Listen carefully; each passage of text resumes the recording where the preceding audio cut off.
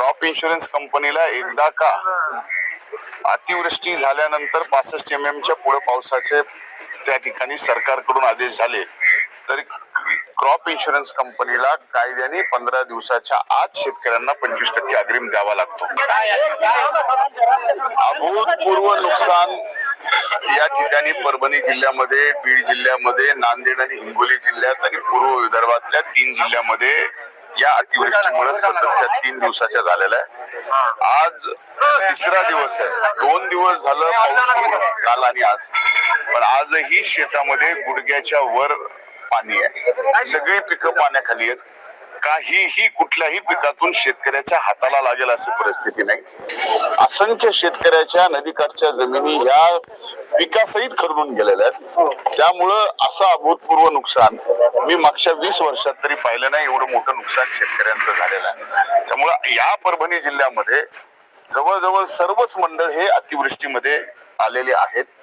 त्यामुळं अतिवृष्टीमध्ये आल्यानंतर ज्या 7,57,000 शेतकऱ्यांनी 1 रुपया पीक विम्याचा फायदा या ठिकाणी लाभ भरलेला आहे, त्या सर्वांना ह्या सर्व मंडळ अतिवृष्टीमध्ये 65 mm च्या पुढे पाऊस झाला असल्यामुळं प्राथमिक 25% मदत ही क्रॉप इन्शुरन्स कंपनीकडनं तात्काळ मिळण्याच्या संदर्भात सुद्धा प्रशासनानं या कंपन्यांना आदेश केलेले आहेत। त्याचबरोबर या ठिकाणी सरसकट पंचनामे एकत्रित करा, कारण सर्वच मंडळ हे 65 mm तर नाही, तर परभणी जिल्ह्यात ते एक मंडळ असं आहे की ज्याच्यात 350 mm पाऊस या ठिकाणी पडलेला आहे। अरे 350 सांगतोय, तुमचं 144 लय लहान आहे। 150 mm चे 9 मंडळ आहेत या जिल्ह्यामध्ये। असे सर्व मंडळ आहेत ज्याच्यामुळे अभूतपूर्व शेतकऱ्याचं नुकसान झालंय। आता इथे एक आमचे वडीलधारी शेतकरी ज्यांचं 2 एकर रान आहे, अख्खं सगळं खरडून गेलंय। एक शेतकरी 9 एकर पीक पूर्ण खरडून गेले, कोट्या सहित गेले, काही जणांचे बैल गेले, बैल गेलेत।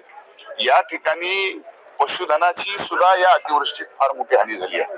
त्यामुळं आमचा प्रयत्न राहील यावेळेस या मदतीमध्ये एनडीआरएफ एसडीआरएफच्या नॉर्म प्रमाणात मदत मिळेलच। क्रॉप इन्शुरन्स कंपनी सुद्धा 25% अग्रिम देईल, आणि याच्या पलीकडे जाऊन ज्याचं ड्रिप केलेलं आहे ते सगळं वाहून गेले, ज्याचा गोठा गेलेला आहे, ज्याचं पशुधन या ठिकाणी वाहून गेलंय, त्यांना सुद्धा शेळ्या आहेत, गायी आहेत, बैल आहेत, म्हशी आहेत, हे वाहून गेलेले आहेत, त्यांना सुद्धा मदत करण्याच्या बाबतीत मी उद्या सकाळी म्हणजे उद्या दिवसभरात मंत्रिमंडळाची बैठक आहे।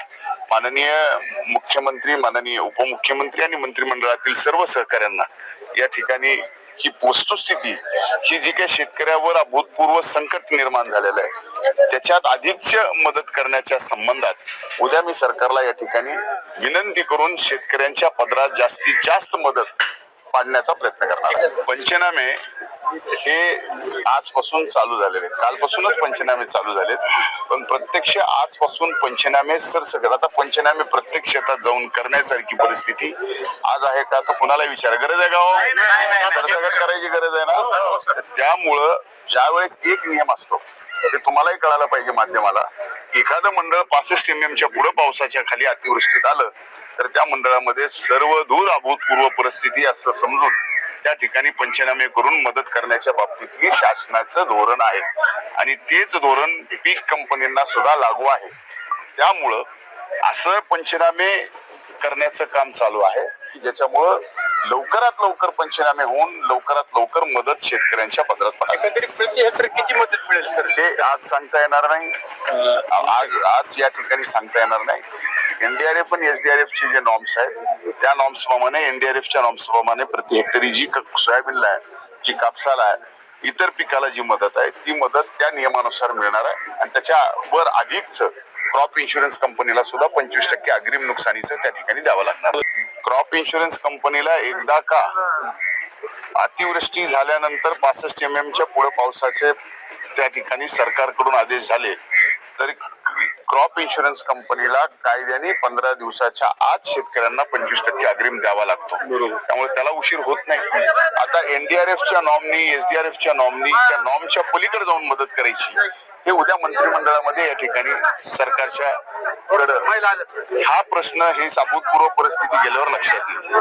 त्यामुळं मदत ही तात्काळ देण्याच्या बाबतीत सरकार सकारात्मक आहे. तुम्हाला एक लक्षात आलं पाहिजे, 72 तासात पंचनामे नाही, इंटिमेशन करणं. 72 तासात इंटिमेशन मोबाईलवर करणं हे जरी कायद्याने क्रॉप इन्शुरन्स कंपनीला द्यायचं असलं तरी या परिस्थितीला अनुसरून अतिवृष्टीमुळे अनेक ठिकाणी आज वीज खंडित झालेली आहे, अनेक ठिकाणी नेटवर्क चालत नाही. त्यामुळं मोबाईलनी इंटिमेशन होत नसल्यामुळं मी काल आयुक्तांना, संभाजीनगर विभागाच्या आयुक्तांना मी स्वतः सांगितलं, परभणीच्या कलेक्टरांना मी स्वतः सांगितलं, बीडच्या कलेक्टरांना सांगितलं, नांदेड हिंगोलीच्या कलेक्टरांना सांगितलं की तुम्ही तात्काळ कंपन्यांना आदेश काढा की इथं ऑफलाईन सुद्धा इंटिमेशन 72 तासाच्या आत जे शेतकरी देतील ती घ्या. आणि कृषी विभागाच्या कृषी सहाय्यकांना आणि मंडळ अधिकाऱ्यांना सुद्धा सांगितलं की त्या ठिकाणी लगेचच्या लगेच तुम्ही ऑफलाईन 72 तासाच्या आत या ठिकाणी इंटिमेशन घ्या.